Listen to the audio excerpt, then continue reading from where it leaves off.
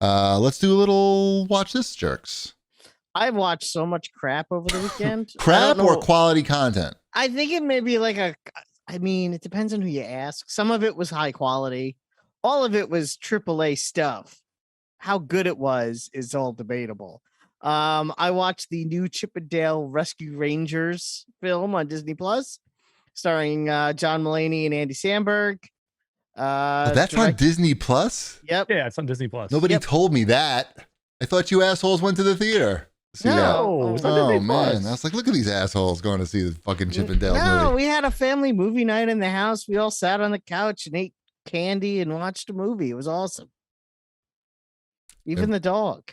Was the movie awesome or was the candy awesome? The movie is cute. It's not, I wanted it to be funnier at points. Like I wanted there to be just like 3 more laugh out loud moments probably would have pushed it over the edge. I don't think it had enough of those. 3. Like 3. That Just was 3. my count. Okay. Yeah. 4 would be better though. One for the L, one for the O, and one for the other L. Exactly. But it's cute. With the amount of IP and remember this crap and Easter eggs that they stick into that. Holy cow. Into an hour and 40 minutes is pretty impressive. Like every 3 seconds is that, wait a minute, how did they get? And you just keep watching for that. The answer is always money. Are the droogs in it? Like gang raping somebody? They might have been. You'd have to pause sometimes. Too many. Yeah. But I was going to say, unlike some other movies that had similar cameos recently, these all made sense. In Chip and Dale. I mean, I don't think there was anyone in there who was like, why is that person in there? More like how is that person in there? For some. Sure. For some of the weird ones, because they went outside of Disney to get some cameo appearances in there. My proudest moment was my kids knowing all of the references that were in there for 40-year-old men. Like they instantly were able to pick up stuff even before the characters were fully on screen. Just parts of their bodies. This smells like Sonic. No, that would be one of the cameos. Yes. That one, I don't know. Is that a spoiler? Like it was on Twitter. So it was on Twitter before the movie even came out. That cameo, but it's surprising that it's not just like one scene. Like that, it's a recurring character in the movie. Is, for those who don't know, he's talking about Ugly Sonic, who's voiced by Tim Robinson, which is like all of that. You say that all out loud. In the movie is Ugly Sonic playing Ugly Sonic, voiced by Tim Robinson. Home run. And that all sounds like, it sounds like a home run. And it kind of is. I'm not saying it isn't. Yeah. What are you saying? They did a good job there with that. Good. Maybe I'll watch it. It's very, I mean, it's very Roger Rabbit as well. It's not as good as Roger Rabbit. Well, it's I think that goes unsaid. Like Roger Rabbit is pretty fantastic, but it hits a lot of the same beats. It's like Roger Rabbit and Ready Player One put together. Mm-hmm. And it's got Chip and Dale in it. Right. Speaking of things that are just something you've already seen before, but you get to see it again, I watched Ghostbusters Afterlife. Have you seen that yet, Chip? I have not watched this movie yet. Oh my goodness. I don't want to spoil it because I know you're going to watch it, but I wanted to like this movie so much more than I did. How many LOLs was it short? I mean, it has 0. So, but what's the scale? Like, I'm saying that Chip and Dale needed 3 more. Chip and Dale needed 3 more to make it top tier, like, because it was cute enough that I could watch it with my kids, and if it made me laugh a few times, I'd watch it again. All right, so this is a sliding scale that has other factors involved. Yes. Okay. Oh yeah. No. Yeah, it's not just a hard and fast rule. I need to laugh 3 times, and therefore your movie's great. No, that's not how it works. It's 5 times. This is a movie specific theorem. But Ghostbusters Afterlife has no laughs in it. So the only thing I know about this movie is that Red Letter Media, apparently before the movie came out, they were just making fun of it. And, they try to predict. And they were right. And they were right. And that happens a lot. Like they're on target a lot. Like with those shitty movies, like the new Star Wars movies and things like that. It is such a weird thought this whole movie. I mean, I don't know how much you know about it or how much you want to know about it, because I know like I said, I know you're gonna see it, so I don't want to like even start with the basic plot points. But Slimer has legs now. Oh no. Yep. no, And he wears pants. Yeah, Slimer's in the whole movie. He's the main character. And he says He's the head of the like, Ghostbusters. "Where are my hot dogs?" He doesn't speak English. It does. He goes, "Where are my hot dogs?" That would be bad. That'd be really bad if he's. And he has big teeth now. I mean, that's all he does. He walks around. No, he always had big teeth though. And he walks into the room and he goes right. He looks at the camera when he says it too. Right. So it's Where bad. The are movie's my bad. hot The point is the dogs? movie's bad and we shouldn't watch it, right? The movie's bad. You shouldn't watch it. Okay, I don't know good. why they made it. Right. The focus on I know children. I know why they made it, but Yeah. why are they? This is still a PG-13, right? I believe so. Why are they not making a PG Ghostbusters? Like kids, this is one of those weird franchises. Like unlike RoboCop, where like there's a certain age that people know it, but everybody knows Ghostbusters. Like all the kids know Ghostbusters, but they have no context whatsoever for why they know this franchise. It's like, okay, Kinda. we've got our shirts, like we sing the song every Halloween, but like, why do I know this franchise? Right. They don't know. Yeah. It'd probably be more successful if they made it more family friendly. It doesn't need it never really needs like It's not big that it's not scares. family friendly. There's nothing in it that's like the reason why I think it's PG-13 is just Scary. there's nothing that I think would keep a child interested in this movie. That's really That's how they the rate it now. The kids are going to be bored out of their minds. Right. It's during the- attention. It's like adult situations, I guess, is what it would be. Right. You know, which is code for not sex, not nudity, just boring. Right. Somebody PG-13. talking about alcoholism or something. Yeah, exactly. Oh, Boring. we've got so many debts to pay. Let's discuss this over dinner. Right. That happens in the movie. Oh, And it's more like, wine? Another glass? You've seen this movie before. They had to sell the boat. all that's Couldn't get a missing is loan. like someone coughing into a napkin and there's blood on it, Right. and then it would have the trifecta of this is an adult situation that they're in. I'm going to skip this one. What about the George Carlin doc? Is that any good? I watched all 4 hours of it. It's two parts or 2 parts. It's okay. 2 2-hour documentaries, and it goes in chronological order from the beginning to the end. But Congratulations. I'm happy yeah, I for know. you. Oh, I was You so love that. thrilled. Yeah. You know what? Because it would have pissed me off if they were like. And what's really funny though is George Carlin aged fast, and you don't realize it until you start watching the documentary. And there's at one point where he's talking about how he had to get heart surgery, and he looks like he's like.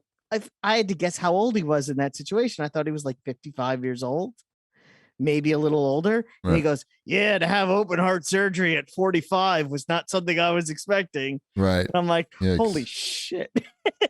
What happened? I guess all that yelling on the stage was stressful. I mean, that and the heroin and the cocaine. Oh. The cocaine will do it. It's the Right. cocaine. That's what it was. Right. He was a big cocaine addict, and cocaine was his big problem for his entire life. I mean, it's basically what killed him. Yikes. Yeah. So, watch out for cocaine. Sounds too depressing, even for me. I feel like I mean, what's the ratio of fun to depression on this one? The first half is more fun. Right. The second half is a little more depressing. More dying. Yeah. I saw George Carlin live twice. The first time I saw him live was what was it? Like it was that mid-90s, What Am I Doing in New Jersey, early 90s stuff. And that was amazing. The second show I saw him was the year his wife died. And it was the most depressing stand-up show I've ever seen in my entire life. Interesting. And they talk about that. I'm like, maybe it was just me, like, who thought it was depressing. No, they talk about it in the documentary, that his post-wife dying stand-up, where he talks about basically how he hates the human race and wanted every other human to die. And I'm like, wow, that's some pretty heavy comedy. But Right.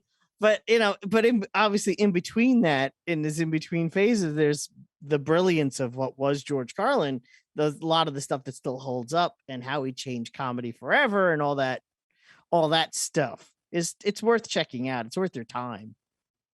YouTube is always What's spitting that his. on? That's on HBO Max. YouTube is always showing me his clips.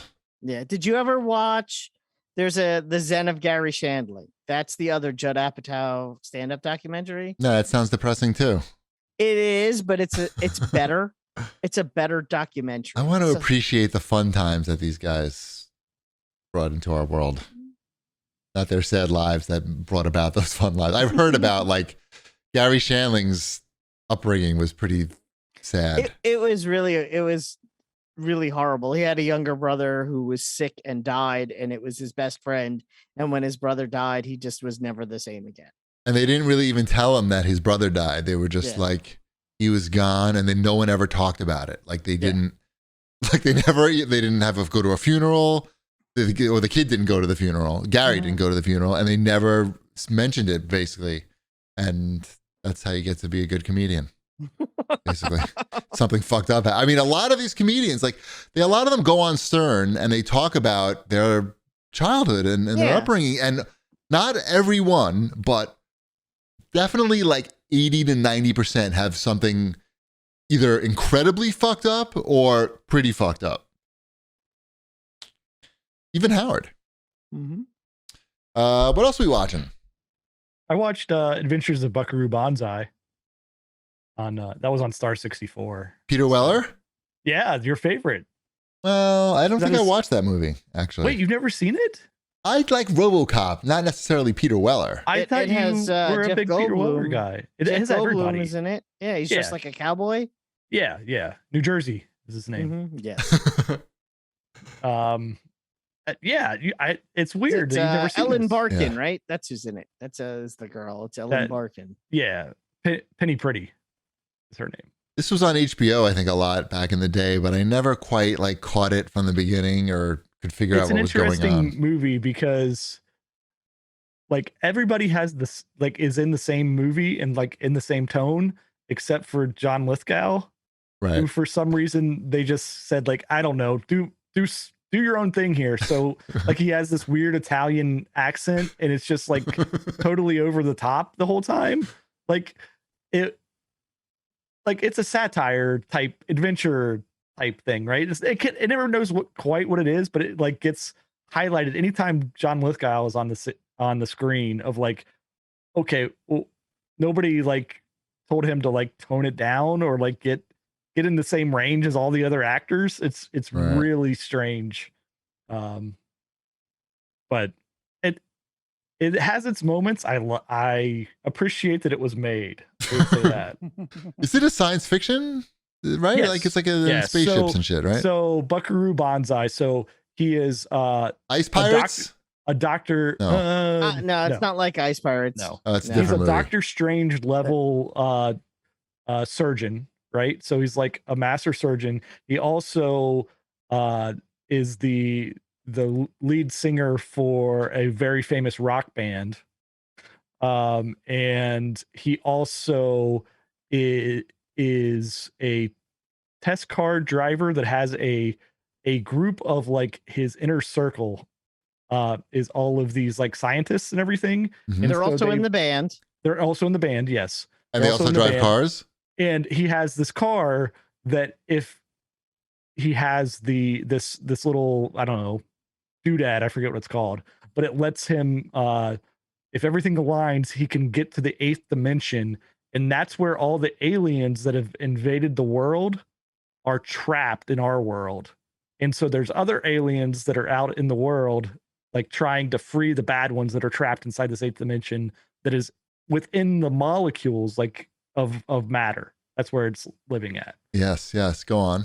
And so why does he want to go there? And what does that have to do with his car? Well, that's how he gets there, right? Like his car, it gets up to speed and You're gets there. asking the right question. Okay, good. Yeah. And he wants to go there to fight the aliens to make sure they don't free the other aliens? That's a little bit nebulous. I can't remember exact plot points of why he wants to do this. Right. But he knows that it's there and he has to do it. And then once he's there, then he sees the aliens not as the humans that they are. So you don't see I forgot his name. The Doc Brown actor. Who's that? Christopher Lloyd. Yeah, you don't see Christopher Lloyd as Christopher Lloyd the human anymore. You get him in this pod person suit. That's being weird. Christopher Lloyd in this movie. I'll wait for the 4K release. You can still see it's Christopher Lloyd in the costume though, because he's walking around like Christopher Lloyd. They made him do it. Yeah, so they made everybody get in the costumes. Right. Peter Weller is good at getting in costumes. He doesn't really have one. He's just incredibly good-looking guy who's great at everything. It's a weird got movie. some stuff going on. Right. Yeah. And I think that's the finest movie of 1986. Is that when that movie came out? people in the chat are like, they never understood that movie as a kid. It was bad. They thumbs down, basically. I don't know. I'm reading it all. It's like they're gonna go watch it again. Is how I see it. Probably. Gonna just brush up on it. You know what else is really good? What? Prehistoric Planet on Apple Plus. What is that? That is a Sir David Attenborough documentary about dinosaurs. How do they display the dinosaurs? Did you ever see Walking with Dinosaurs? They look like Jurassic Park dinosaurs, but better. They did a really good job. The dinosaurs look like they're there in the environment. They spent a lot of money and a lot of time making. You mean they spared no expense? They spared no expense. Exactly. That's on, what is that? Apple Plus? Yeah. Mm-hmm. I like dinosaurs. They're 40 minutes an episode. They're releasing them one at a time this week. So I think by the end of this week, they'll all be out. I've watched the first, what's today? Wednesday. I watched the first 3. What's one interesting thing that you learned? I learned that Tyrannosaurus Rexes can swim. Oh, that's spoiled in the trailer. You asked me something. I did not know that. And I watched velociraptors like scale a mountain in order to eat a pterodactyl, and that was kind of cool. Oh, that sounds good. I want to see that. Yeah. So, and I watched a baby T-Rex get eaten by a giant fish monster. I do want to watch that. Yeah. All right, check that out. Oh yeah. You get to see dinosaurs get eaten. You get to see dinosaurs walking around. You get to see big dinosaurs, little fucking? dinosaurs. We see any dino fucking or what? Yeah, you do. You do. Yes. Which ones? Which ones? Fuckosaurus? You get to see Buckasaurus Rex. Uh-huh. Yeah, you get to see that. Yep. And a Schlongosaurus. Right. And no, T-Rexes. You get to see T-Rex. Wow. Yeah. And wait, there was something. Oh. Now, how do they do it? Like missionary or what? They like look into each other's eyes? No. With the little arms like sticking up, like hand job. Hand job. Gross. Exactly. And I saw the prehistoric frog is really cool too. Okay, I'll check it out. Mrs. Chibi and I have been watching Bling Empire season 2 on Netflix. That's the rich Asian, the crazy rich Asians reality show, basically. It sounds like quality television. It's not, and I cannot understand why Mrs. Chibi likes it, because usually she's a little more critical, and she maybe not want to watch this, but for whatever reason, maybe because she just wants to shut her brain off. Her mouth is still like fucked up. I think maybe it's like easy watching, but I gotta say it's pretty entertaining. And for some reason, like, this show is shot in beautiful 4K. Like, everything looks amazing. Like the shooting over LA, beautiful sunrises, sunsets, everything. But like these like really artistic shows on HBO Max are not in 4K. I don't really understand how that works. But if you like reality shows with big fake breasts, big fake Asian breasts, I'm going to say Bling Empire. Oh, you know what I forgot to add on? Because I know you like this show. And fuck Kane. Fuck Kane. He's an asshole. Okay. My wife started watching The Great. The Great. Oh, yeah. We stopped watching that for some reason. But it's good. It's very good. We finished season 1 over the weekend. Oh, wow. That's she did. I was like in and out.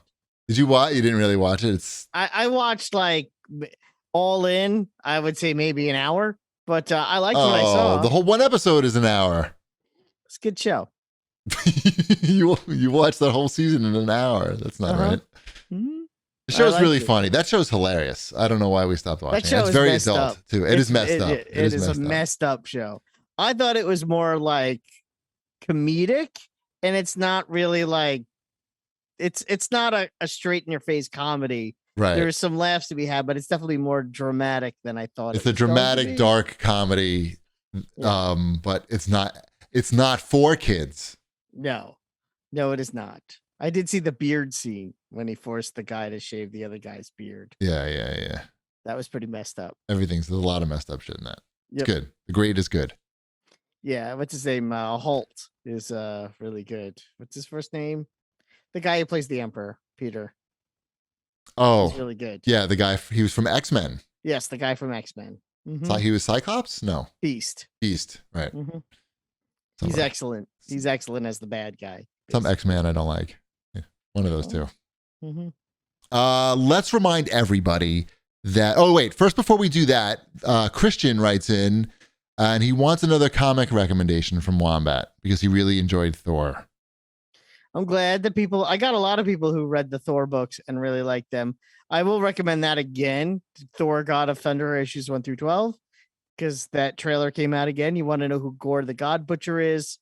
It's Christian Bale. That's who it is. Exactly. But you'll know what is this guy all about before you do that. So going along the lines of what is this all about before I see it, Ms. Marvel comes out next week. If you want to know about Ms. Marvel, I highly recommend G. Willow Wilson's first run of Ms. Marvel comics. Probably want to read. It's probably also like just if you read like the first 12 issues or less, you'll probably get a sense of what the show's about, because that trailer that they showed takes a lot out from the first 3 issues of that comic. So when you say Miss Marvel comes out next week, yes, on Disney Plus. It's a series on Disney Plus. You're not Captain Marvel, Ms. Marvel, 2 different characters. Miss Marvel is the Indian girl.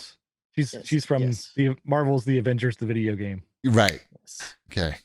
That's why I didn't know that it was coming her out. TV show comes out next week. Got it. And I know that's not what she's from, listeners. Yeah. That was just my frame of reference for Cheapy.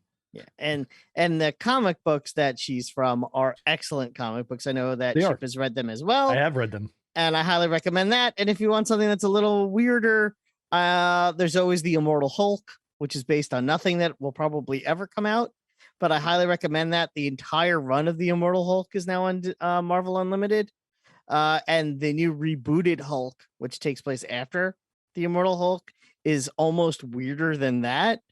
And if you haven't read that, Ship, I'm looking at you. If you haven't read the new Donny Cates Hulk stuff, it's bananas, because the Hulk is now a giant robot and his brain has a tiny Bruce Banner in it.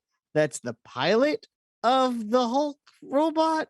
But the way the Hulk robot works is that it has an engine, and the engine is the Hulk, but it only runs if the Hulk is angry. So Bruce Banner keeps pulling levers to make the Hulk angry so the Hulk bot can walk around.